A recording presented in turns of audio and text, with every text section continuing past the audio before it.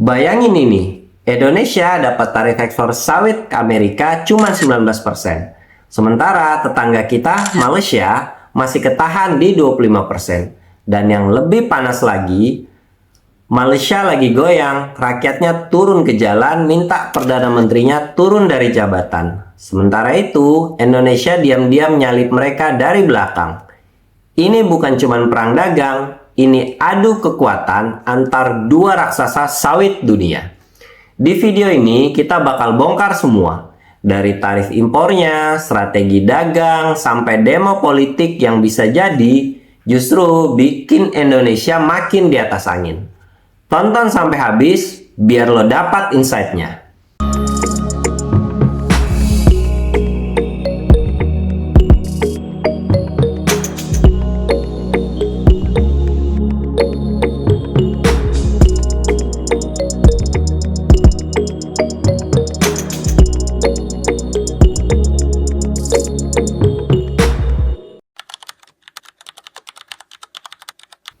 Halo bro, salam kenal, gue Roni.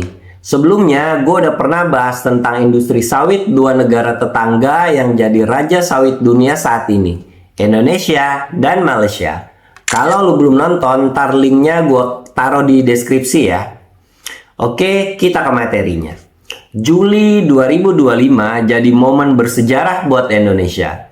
Setelah negosiasi alot, Amerika Serikat resmi menetapkan tarif 19% untuk impor produk dari Indonesia. Sebelumnya, tarifnya tuh bisa tembus 32%. Bahkan lebih kalau dihitung anti-dumping dan safeguard measure.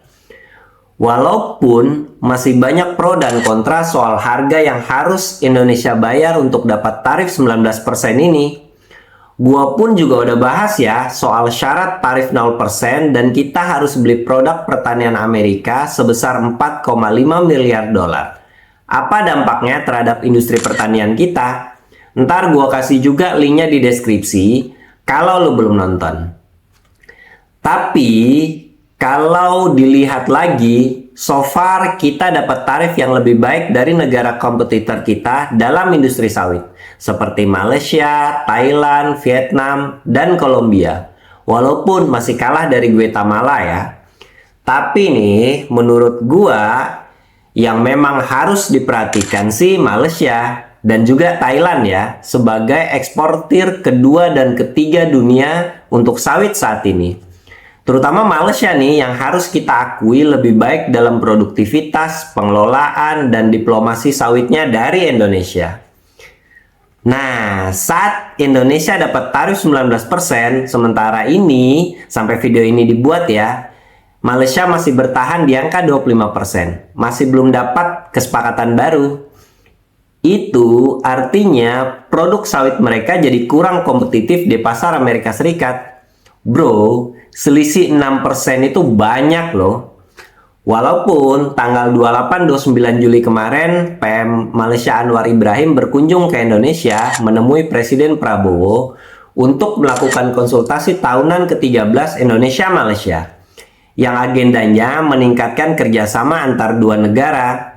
Tapi gue sih yakin ya, PM Anwar pasti tanyain tuh ke Presiden Prabowo, gimana caranya dapat deal bagus dengan Amerika. Lalu, apa dampaknya kalau Malaysia nggak deal nih, tarifnya tetap 25% sama Amerika ya. Tentu aja produk sawit Indonesia jadi lebih murah dan menarik buat bayar di Amerika sana. Pabrik pengelolaan sawit di Sumatera dan Kalimantan bisa dongkrak produksi ekspor.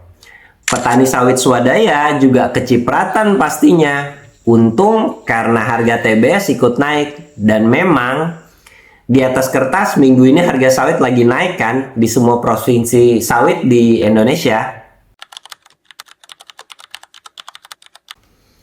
Ini bukan kebetulan, ini strategi.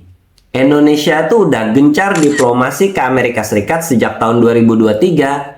Delegasi dari Kementerian Perdagangan dan Gapki itu tuh sudah berkali-kali mendatangi Washington untuk melakukan banyak hal ya. Mereka bawa bukti-bukti sertifikasi ISPO yang makin ketat, komitmen penurunan deforestasi, sistem tracking FFB. Yang hasilnya nih, Amerika tuh akhirnya mulai percaya kalau sawit Indonesia itu mulai bertransformasi lebih hijau dan transparan. Sementara Malaysia masih sibuk dengan isu politik di dalam negeri mereka sendiri. Tanggal 26 Juli 2025 kemarin, lebih dari 18.000 warga Malaysia turun ke jalan di Kuala Lumpur. Mereka menuntut PM Anwar Ibrahim mundur dari jabatannya. Yang lebih mengejutkan lagi, dua mantan Perdana Menteri Malaysia, Muhyiddin Yassin dan Mahathir Mohamad, mantan Perdana Menteri legendaris yang sekarang berusia 100 tahun, ikut memimpin aksi. Ia menuduh Anwar gagal menjalankan janji reformasi dan justru memperburuk ekonomi rakyat. Apa penyebabnya kemarahan rakyat Malaysia? Di sana, konon katanya nih, biaya hidupnya udah tinggi, listrik dan sembako naik, subsidi dipangkas, bantuan dianggap nggak cukup. Sehingga politik dalam negeri panas, janji reformasi tak ditepati. Kondisi ini bikin Malaysia goyang politiknya. Dan ini berdampak langsung ke sektor ekspor strategi seperti sawit. Di tengah ketidakpastian Malaysia, Indonesia sebaliknya justru punya momen emas. Stabilitas politik lebih terjaga setelah Pilpres 2024, kebijakan ekspor sawit makin agresif dan proaktif, diplomasi dagang makin tajam, artinya kita bisa rebut market share Malaysia di Amerika Serikat.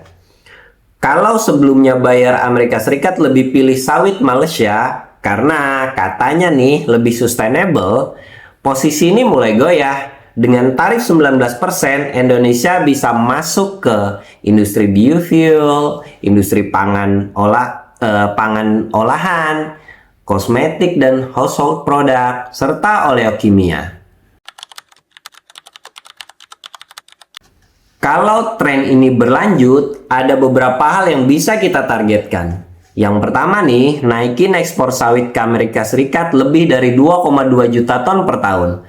Karena di tahun 2024 aja kita udah ekspor ke Amerika 2,2 juta ton. Jadi tahun 2025 dan seterusnya harus lebih dari itu.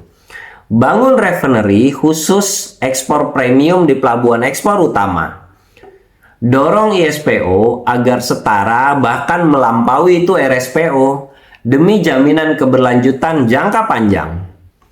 Petani swadaya bisa naik kelas dengan insentif pembinaan dan sertifikasi.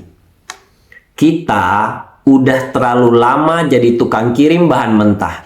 Terlalu sering diremehkan karena katanya sawit Indonesia merusak lingkungan. Tapi sekarang dunia mulai melihat bahwa Indonesia bisa berubah, bisa menang dan bisa unggul secara fair. Tarif 19% ini bukan akhir. Ini adalah titik balik. Saat Malaysia sibuk ribut, kita harus fokus ngebut. Kalau bukan sekarang, kapan lagi? Kalau bukan kita, siapa lagi? Gimana menurut lo? Bisakah Indonesia manfaatin momen ini untuk ngebut tinggalin Malaysia dalam industri sawit?